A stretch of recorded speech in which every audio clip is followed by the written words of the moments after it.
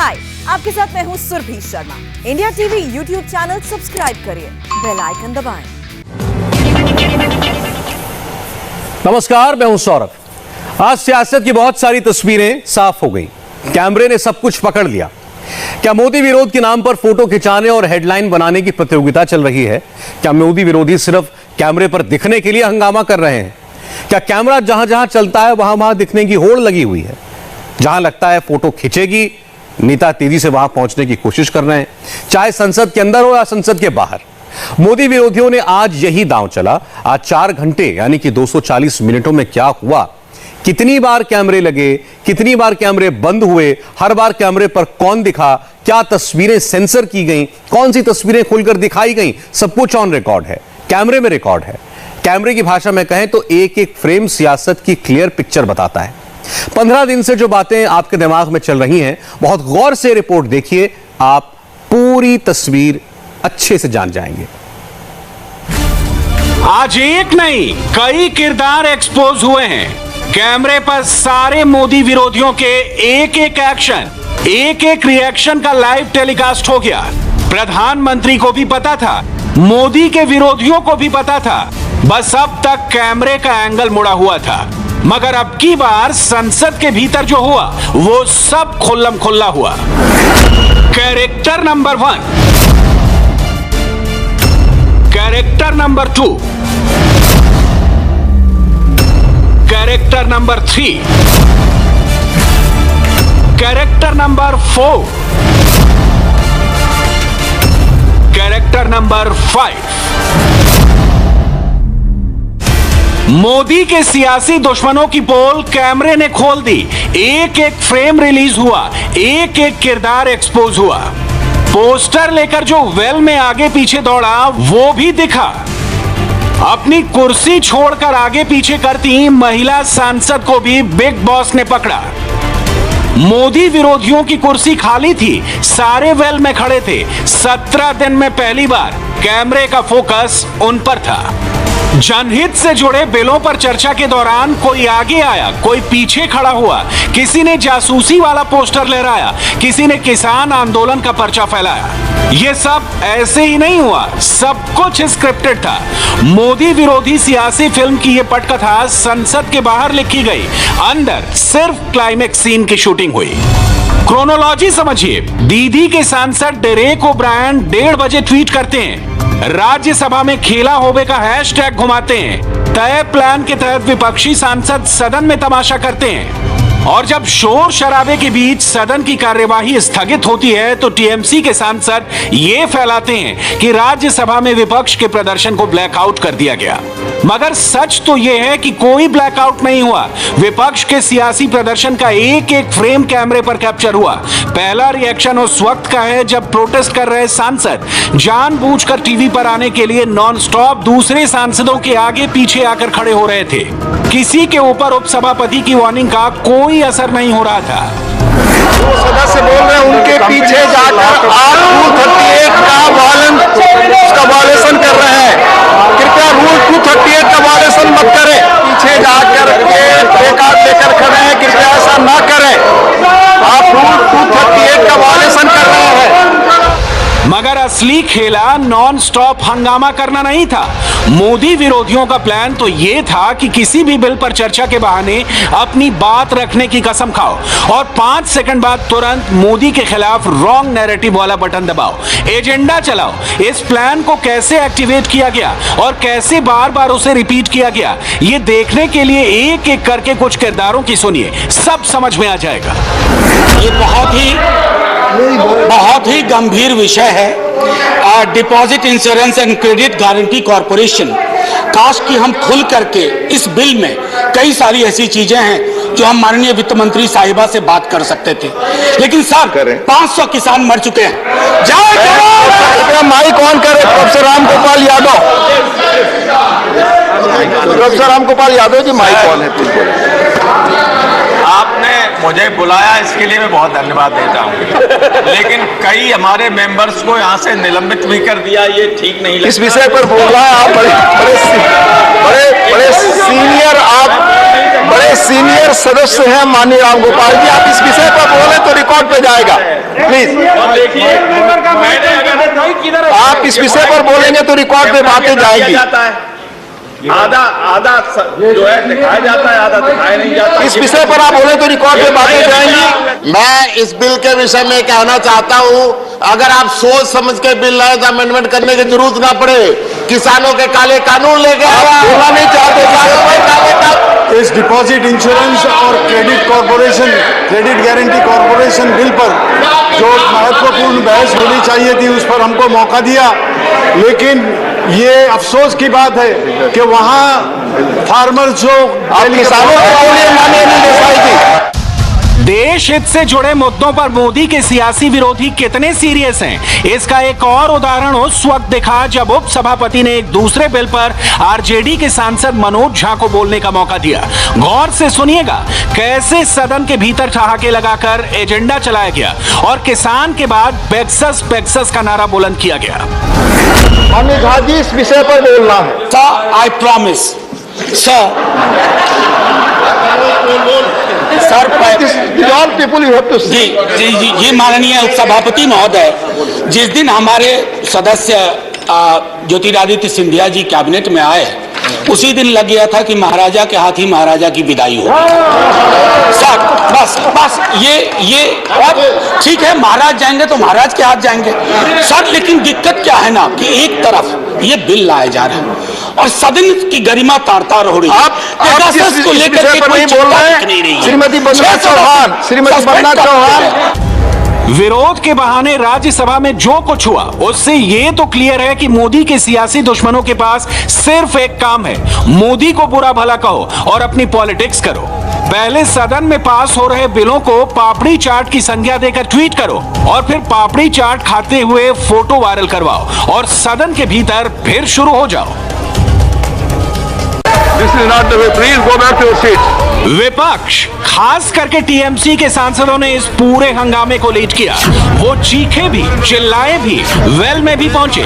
ये सब उस वक्त हो रहा था जब राज्यसभा के चेयरमैन वेंकैया नायडू बार बार सदन की मर्यादा का ख्याल रखने को कह रहे थे। कैमरा सब रिकॉर्ड कर रहा था।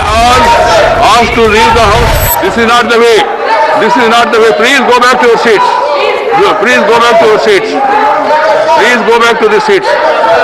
All these members who are in the well of the house with the play cards, all of them are named under Rule 255.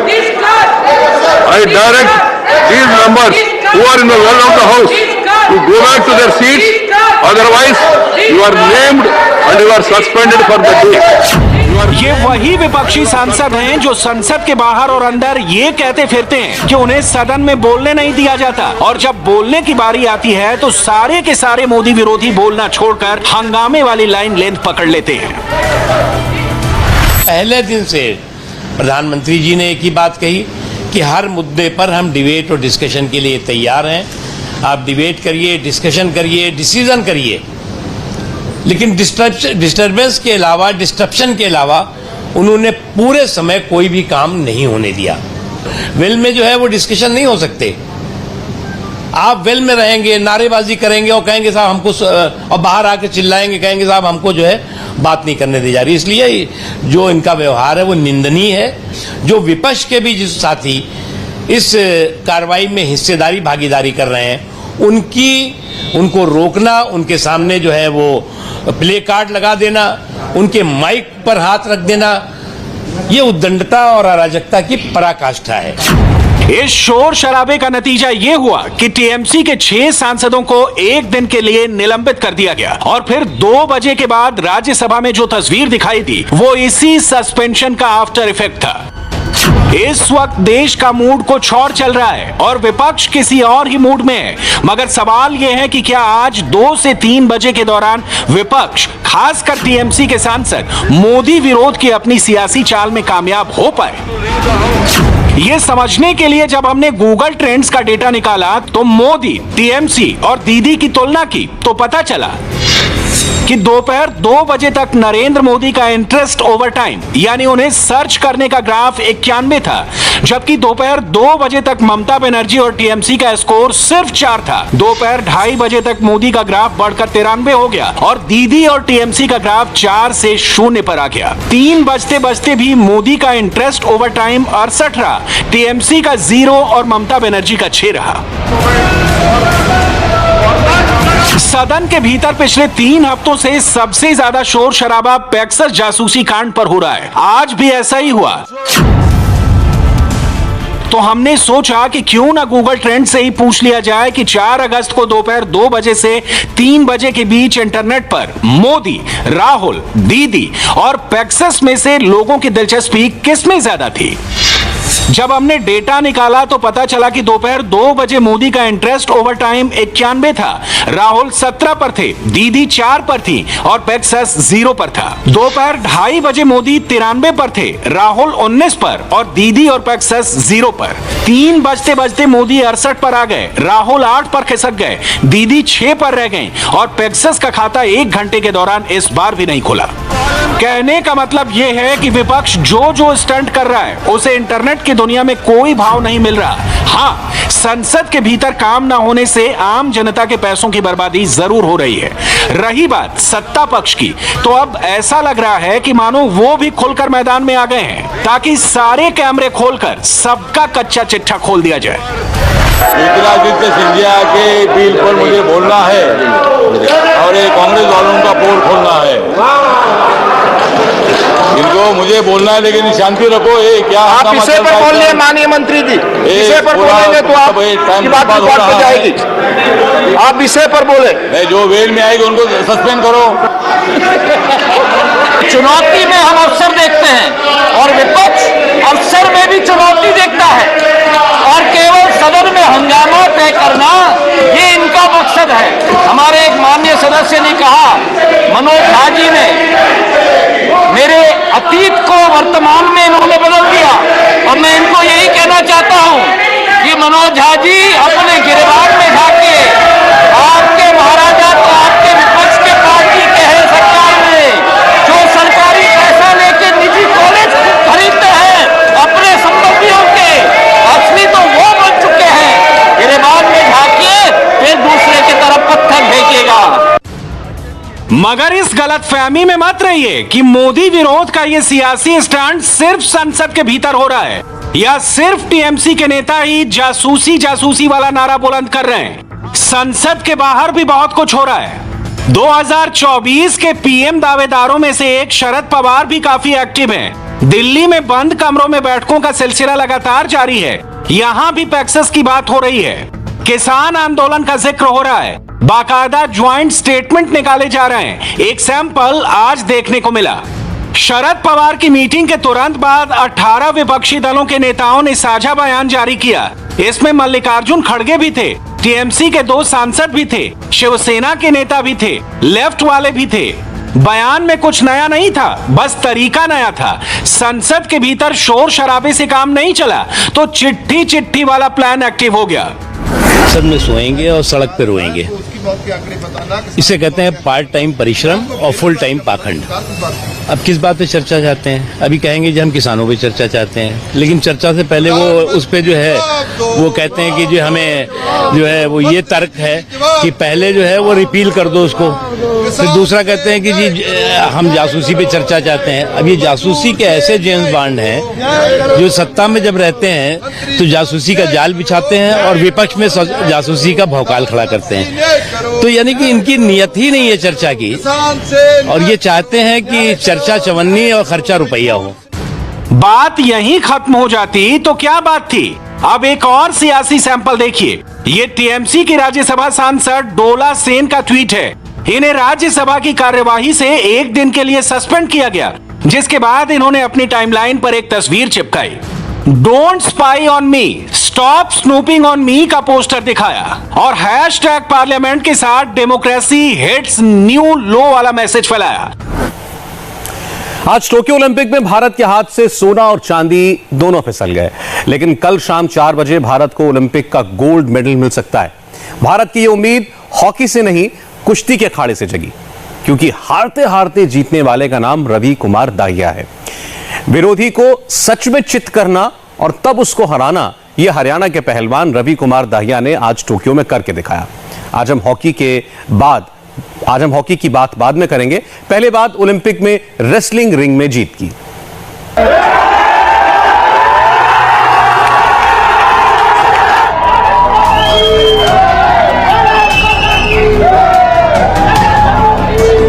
तिरंगे के लिए खेलने का जुनून क्या होता है, उसे ये तस्वीरें बखूबी बयां कर रही हैं। भारत के पहलवान रवि कुमार दाहिया ने 57 किलोग्राम फ्री स्टाइल कुश्ती के मुकाबले में जब कजाकिस्तान के पहलवान नूरिस्लाम सनायेव को पटखनी दी तो हरियाणा के सोनीपत में उनका गांव नाहरी झूम उठा। इंडिया का एक और ओलंपिक मेडल जो पक्का हो गया था। रवि दाहिया की यह उपलब्धि असाधारण है। 2019 में वर्ल्ड रेसलिंग चैंपियनशिप में कांस्य पदक जीतने वाले रवि कुमार दाहिया ने ओलंपिक में नया इतिहास रच डाला है। लेकिन यह उपलब्धि सिर्फ रवि दाहिया की नहीं, ये उनके पिता की बरसों की मेहनत और उनके बेटे की प्रतिभा पर यकीन का भी रिजल्ट है।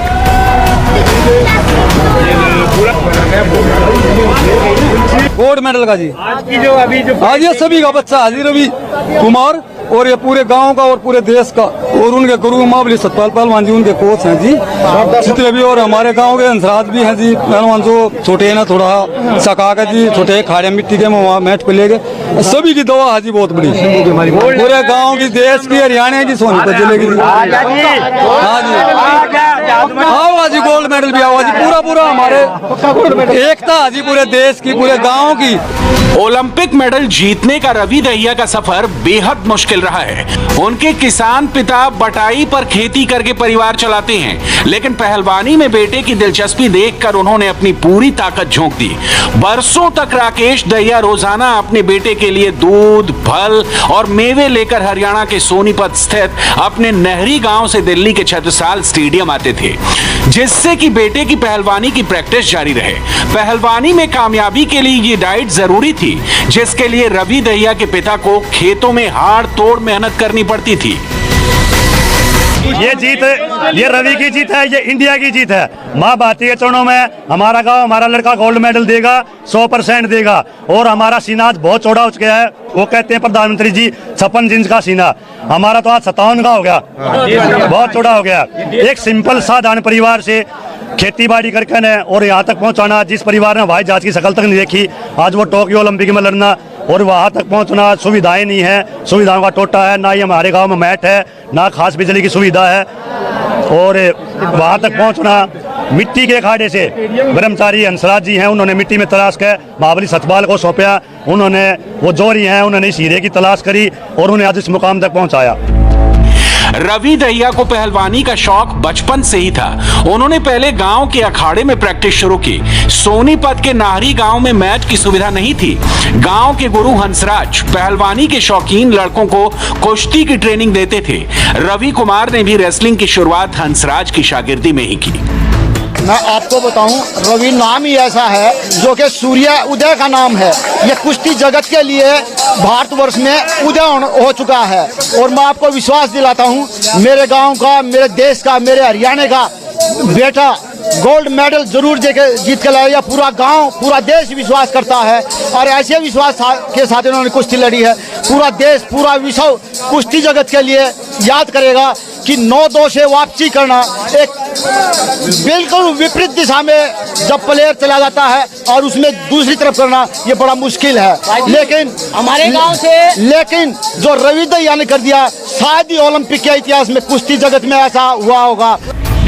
गांव में अच्छी ट्रेनिंग की सुविधा ना होने के चलते रवि 10 साल की उम्र में ही दिल्ली आ गए। यहाँ पर छत्रसाल स्टेडियम में गुरु सतपाल सिंह ने उन्हें पहलवानी की ट्रेनिंग देनी शुरू की। खुद एशियन गोल्ड मेडल विजेता रहे सतपाल सिंह वैसे तो पहलवान सुशील कुमार सिंह के गुरु के तौर पर ज्यादा मशहूर हुए, लेकिन अब रवि कुमार ने उन्हें एक नए ओलंपियन पदक विजेता का गुरु बना दिया है। रवि दहिया ने पहला मेडल 2015 की जूनियर वर्ल्ड रेसलिंग चैंपियनशिप में जीता था। उन्होंने 55 किलोग्राम कैटेगरी में सिल्वर मेडल हासिल किया था, लेकिन 2017 में चोटिल हो जाने के चलते रवि दहिया 1 साल से ज्यादा वक्त तक आउट ऑफ एक्शन रहे। 2018 में रवि कुमार ने रेसलिंग रिंग में वापसी की और रोमानिया में हुई वर्ल्ड अंडर 23 रेसलिंग चैंपियनशिप में रजत पदक के साथ भारत के लिए इकलौता मेडल जीता था। 2019 की प्रो रेसलिंग लीग में दुनिया का कोई भी पहलवान रवि कुमार को नहीं हरा सका था।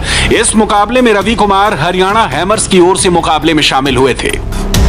रवि दहिया ने वर्ल्ड रेसलिंग चैंपियनशिप में पहली बार उसी साल यानी 2019 में भाग लिया था। वर्ल्ड चैंपियनशिप की शुरुआत में रवि कुमार ने जबरदस्त कामयाबी हासिल की जब उन्होंने यूरोपियन चैंपियन आर्सेन हार्तू योनियान को पटखनी दी। हालांकि सेमीफाइनल मुकाबले में वो गोल्ड मेडलिस्ट जॉर योगी एव से हार गए थे। हालांकि वर्ल्ड चैंपियनशिप में रवि कुमार दहिया ने कांस्य पदक जीता था। वहीं 2020 और 2021 की एशियन रेसलिंग चैंपियनशिप में उन्होंने लगातार 2 साल गोल्ड मेडल जीते, जिसके बाद खेल मंत्रालय ने रवि कुमार को Arni target Olympic podium scheme में शामिल किया। यानी रवि दहिया से टोक्यो में मेडल जीतने की उम्मीद लगाई गई थी। सेमीफाइनल में कजाकिस्तान के पहलवान को हराकर रवि कुमार ने न सिर्फ देश का टारगेट पूरा किया, बल्कि अपने पिता की बरसों की मेहनत को भी साकार किया। जाहिर है जश्न तो बनता है, इसलिए उधर टोक्यो में रवि कुमार की जीत का ऐलान हुआ और इधर सोनीपत के नाहरी गांव में मिठाई बंटने लगी। भाई जीतेगा रवि दहिया जीतेगा, गोल्ड मेडल जीतेगा, ये हमारी दिल से दुआ है। हाँ जाएंगे इंशाल्लाह के जुगर हमने पाकिस्तान जीत लिया।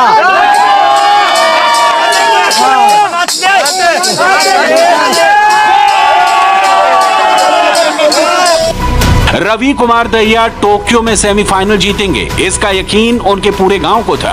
अब कजाकिस्तान के पहलवान को विजयी पटखनी देने के बाद उनसे गोल्ड की उम्मीदें बढ़ गई हैं। मेडल जीतकर जब रवि कुमार स्वदेश लौटेंगे तो उसकी तैयारी भी गांव ने कर ली है। मैं आपको विश्वास दिलाता हूं और पूरे गांव की तरफ से, पूरे देश की तरफ से, और रवि दहिया मेडल लेके आएगा। इंदिरा गांधी एयरपोर्ट से हम उसको जुलूस के साथ लेके आएंगे। पूरा गांव होली और दिवाली साथ मना रहा है और घर घर में आज रात को दीपक जलेंगे। दिवाली जैसा माहौल होगा, पूरा गांव जो है दीपावली मनाएगा। रवि कुमार की ये उपलब्धि 135 करोड़ भारतीयों के लिए गर्व की बात तो है ही। उनकी ये जीत नई पीढ़ी के खिलाड़ियों के लिए प्रेरणा का भी काम करेगी। रवि कुमार की कामयाबी ये दिखाती है कि मुश्किलें और संसाधनों की कमी आड़े नहीं आती अगर हौसला और प्रतिभा हो। प्रधानमंत्री नरेंद्र मोदी का ये ट्वीट 135 करोड़ हिंदुस्तानियों के जज्बात हैं। टोक्यो ओलंपिक खेलों को भारत की महिला हॉकी टीम के जबरदस्त प्रदर्शन के लिए ही याद किया जाएगा। सेमीफाइनल में महिलाओं की टीम भले ही अर्जेंटीना से हार गई हो, लेकिन पूरे ओलंपिक गेम्स में हिंदुस्तान की बेटियों ने धाकड़ प्रदर्शन किया और सेमीफाइनल मैच का फाइनल स्कोर भले ही इंडिया के अगेंस्ट हो, पर बेटियों का परफॉर्मेंस यादगार रहा। क्वार्टर फाइनल और सेमीफाइनल में बहुत ही अच्छे खेल का प्रदर्शन किया है हमारी टीम ने। बहुत अच्छे मूव्स बनाए हैं। नवनीत कौर है और जो मोनिका है और प्लेयर्स हैं हमारे। डीप डिफेंडर ने भी बहुत अच्छा खेला है। सविता गोलकीपर ने बहुत अच्छे सेव्स किए हैं। तो मुझे पूरी उम्मीद है कि हम ब्रॉन्ज मेडल के लिए उसी स्पिरिट से खेलेंगे और जीतेंगे बिल्कुल। क्वार्टर फाइनल में जब महिलाओं की हॉकी टीम ने ब्रिटेन को शिकस्त दी तो बेटियों के परफॉर्मेंस ने पदक के लिए इंडिया की उम्मीदें 7वें आसमान पर पहुंचा दी थी। आखिर ये पहली बार जो था जब इंडिया की विमेंस हॉकी टीम ओलंपिक के सेमीफाइनल में पहुंची थी। 1980 में मॉस्को ओलंपिक में पहली बार इंडिया ने विमेंस हॉकी टीम ओलंपिक में भेजी थी। उसके बाद सेमीफाइनल मुकाबले तक पहुंचने के लिए भारत को 41 बरस तक का इंतजार करना पड़ा था। जाहिर है बेटियों के धाकड़ प्रदर्शन ने ही देश की उम्मीदें जगाई थी। लड़कियां जो है इतना अच्छा खेल रही हैं, सुपर, मतलब जिसको बोलते हैं बहुत अच्छा। और लास्ट 2 मैचेस इन लीग भी अच्छा खेली है, जीती, और ऑस्ट्रेलिया के मैच भी अच्छा खेले। आज का मैच भी बहुत अच्छा खेली। लास्ट मोमेंट तक उन्होंने गिव अप नहीं किया। देश ने अपनी बेटियों से हॉकी में कैसी उम्मीदें लगाई थी, इसे समझना हो तो 2 तस्वीरों से समझ सकते हैं। ये दोनों ही तस्वीरें झारखंड की हैं। एक वीडियो है हॉकी प्लेयर निकी प्रधान के खूंटी जिले के गांव हेसल का, तो दूसरा है सिमडेगा जिले की हॉकी खिलाड़ी सलीमा टेटे के गांव बड़ केचापुर की तस्वीर। प्रधान के गांव में झारखंड सरकार ने जनरेटर और टीवी सेट लगाया, जिससे पूरा गांव अपनी बेटी को टोक्यो ओलंपिक में खेलता देख सके। क्वार्टर फाइनल में टीम इंडिया जीती तो निकी प्रधान पूरे देश में मशहूर हो गई, जबकि झारखंड की ओर से ओलंपिक खेलने वाली निकी पहली महिला हॉकी खिलाड़ी है। कभी खेल अधिकारी उन पर एथलीट बनने का दबाव डाल रहे थे, अब ओलंपिक में टीम के जबरदस्त परफॉर्मेंस के बाद उन्हें राज्य सरकार की तरफ से जमीन भी दी गई। ये निक्की प्रधान का वहाँ पर पहुँचना एक ग्रामीण क्षेत्र में सुदूर क्षेत्र है, तो गांव के लोगों में बहुत उत्साह है। बच्चियां लोग ये है, इनके लिए जो है निक्की प्रधान के लिए जो है 50 डिसमिल जमीन का भी व्यवस्था करवाया गया है। झारखंड की एक और महिला खिलाड़ी सलीमा टेटे का परिवार तो इतना करीब है कि टीम के सेमीफाइनल मुकाबले के दिन भी उन्हें खेत में धान की बुआई की फिक्र सता रही थी। कच्चे घर में रहने वाली सलीमा के पूरे गांव में किसी के पास टीवी नहीं था, तो मैच से ठीक पहले झारखंड सरकार ने सलीमा के घर में टीवी लगवाया। खेत में धान रोपने में जुटी मां ने कहा कि वो जल्दी से खेत का काम पूरा करके बेटी का मैच देखना चाहती है। वहीं सलीमा के पिता को अभी भी फिक्र इसी बात की है कि घर में सामान रखने के लिए बक्सा नहीं है। बहुत खुशी के दिन है कि आज सरकार लगे हमें झट रोपो भारे बेटी के मैच देखो कह के हमें जल्दी जल्दी रोपो थे। परेशानी हमरे मन के बीच में खड़ी अपन बैग जो कपड़ा लता रखे के लगी वो सामान मन के किने के लगी हमरे मन के परेशानी होला। घर में सहयोगी हमरे मन के सीमांती टेटे और अनमोल उनका दादा घर वही मन उनके पैसा कौड़ी सहयोग दे करके उनके सब कुछ करके उनके जीवा देना। ये तस्वीरें बताती हैं कि हमारी बेटियां कैसी मुश्किलों से जूझती हुई टोक्यो ओलंपिक तक पहुंची। हॉकी स्टिक लेकर इंडिया के लिए ओलंपिक में उतरने का सपना ही था, जिन्होंने हमारी बेटियों को हर मुश्किल से लड़ने का जज्बा दिया। यही जज्बा हरियाणा के शाहबाद में टीम की कैप्टन रानी रामपाल के घर पर भी दिखा, जहां सेमीफाइनल मैच देखने के लिए पूरा गांव जुटा हुआ था।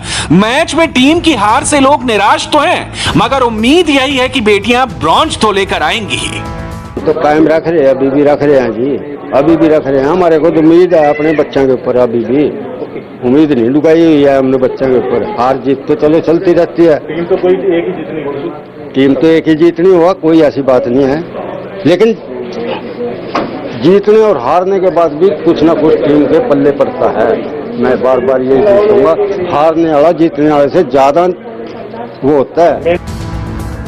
यही जज्बात हरियाणा के सोनीपत जिले में एक और खिलाड़ी नेहा गोयल के घर पर भी दिखे। बेहद गरीब परिवार में जन्मी नेहा गोयल के पिता की बचपन में ही मौत हो गई थी।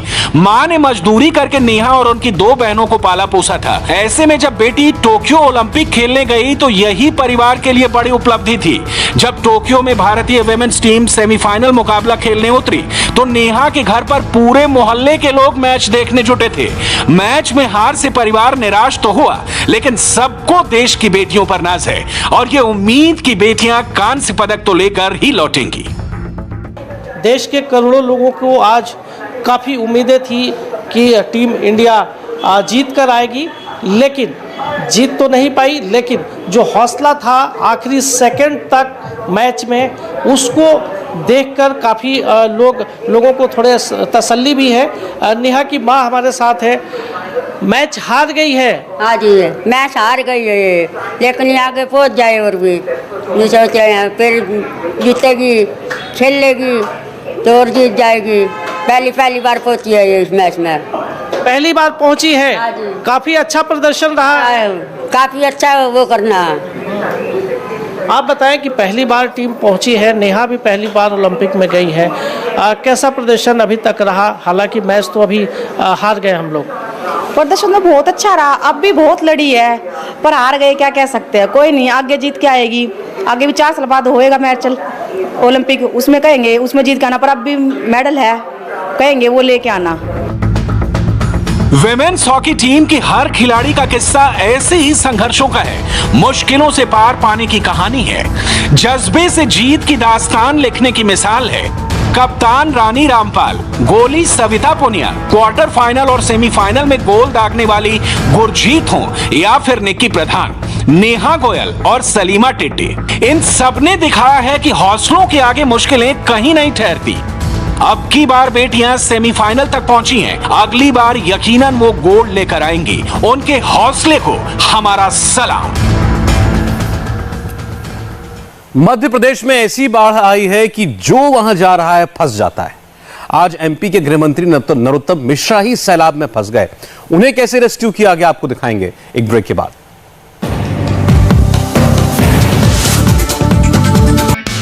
हाय, आई एम सुरभि शर्मा। खबरों से अपडेट रहने के लिए India TV YouTube channel subscribe करिए, साथ में बेल आइकन जरूर दबाएं। जुड़े रहें इंडिया टीवी के साथ।